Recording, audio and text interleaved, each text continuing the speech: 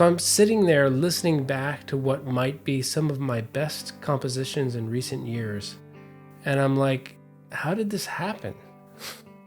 I sat down at the keyboard trying to make some background music for the podcast. Oh yeah, I make that too. It's nice, right? But I sat down to make background music, just something pleasant, not too distracting, and somehow ended up with something I would put on an album. Here's the thing. I think I figured out why this happened. Try this. You can pause if you need to, but here's an experiment that you can do right now that will probably change the way you work this week. Think of a project you're stuck on. Now, tell yourself out loud, I'm making a version of this so boring, there's no way anyone will ever hear it. Did something shift? Even a little? That's your brain relaxing. That's the side door opening. That shift you just felt, that's not magic. That's neuroscience. And there's a tiny nightclub bouncer in your brain that just let its guard down. I'm sure you've all heard about the amygdala, that tiny almond-shaped part of your brain that deals with fear. Think of your amygdala as your internal alarm system. It's great at detecting threats, lions, deadlines, Instagram. There's a classic principle in psychology called the Yerkes-Dodson law that shows performance and stress follow a kind of inverted U shape. A bit of pressure helps, but too much and your performance drops.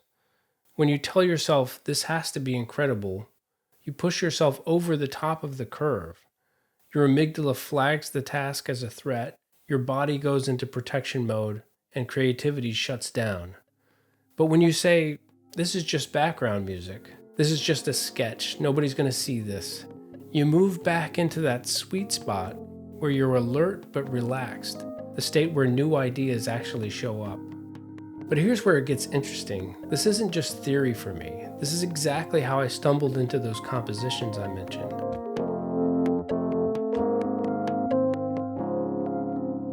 So lately I've been trying to write more background music for the podcast. But instead of just background music, I wrote some pieces that I will probably end up recording with my band or in some other project. And I kind of did it by accident. Here's how it happened. I would start with a few chords and maybe a bass line, thinking I just need a certain kind of vibe, and then I started lightly improvising on top of it, and a melody would emerge. Suddenly I could hear the melody continuing into another section with more chords, and before I realized it, I had a full-fledged composition that was way more than just background music. And this started happening over and over. I sat down to make some pleasant, functional, non-distracting music, and instead ended up writing what I think are some of my best compositions in recent years. Which got me thinking, is this maybe the key to creative success? Do the best ideas only show up when we stop expecting them to?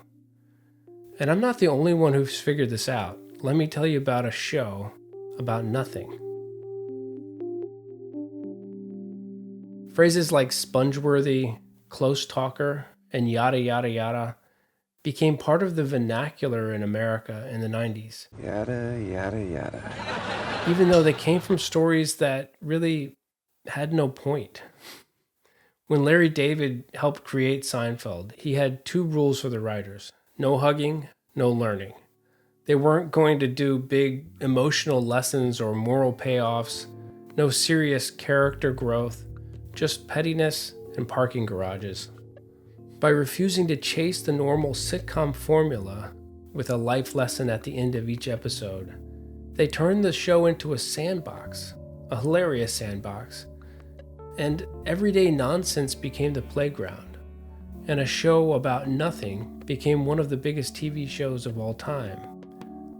I'm not saying that making an episode of Seinfeld was easy. I think it was a lot of work.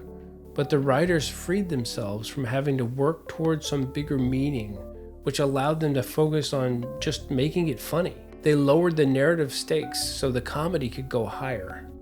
So how do you do this on purpose in your own work?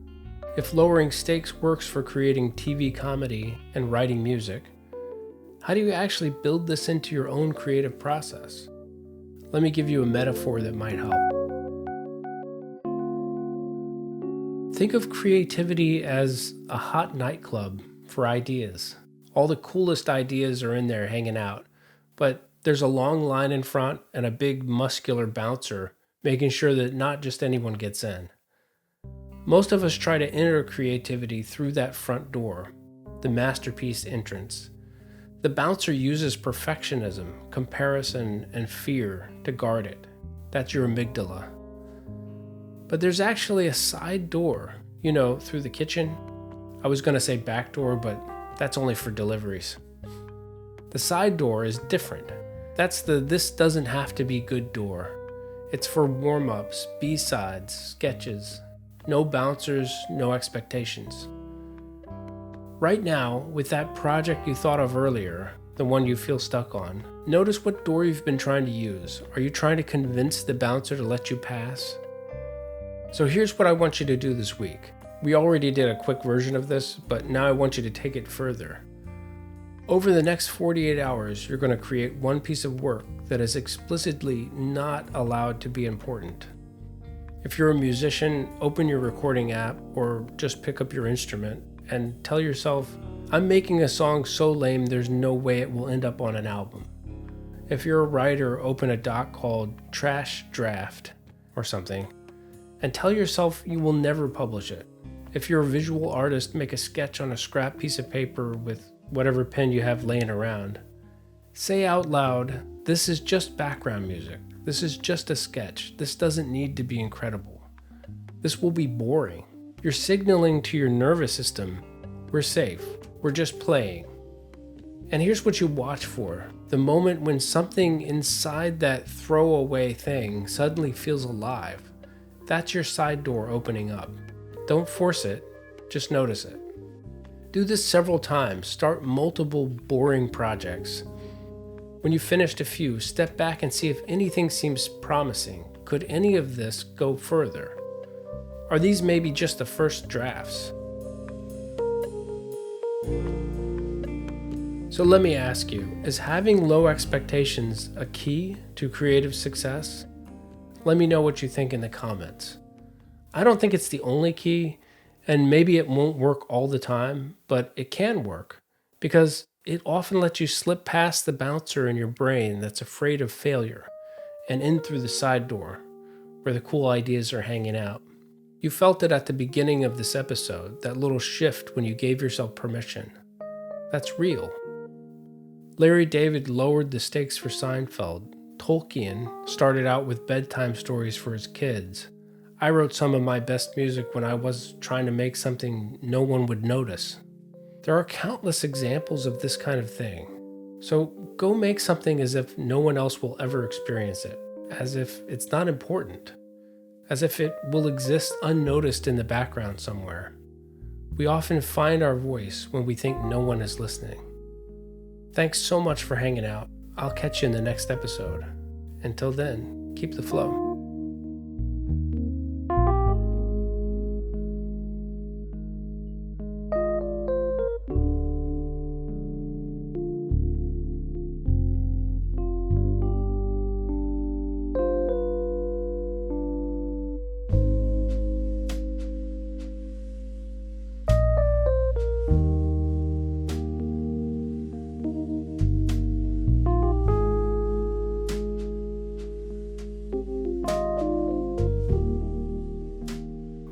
Audio is recording, correct?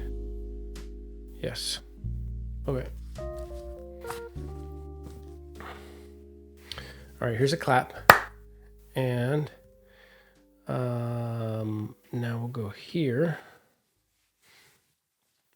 Straighten up the shirt, straighten up the fly, right? Okay.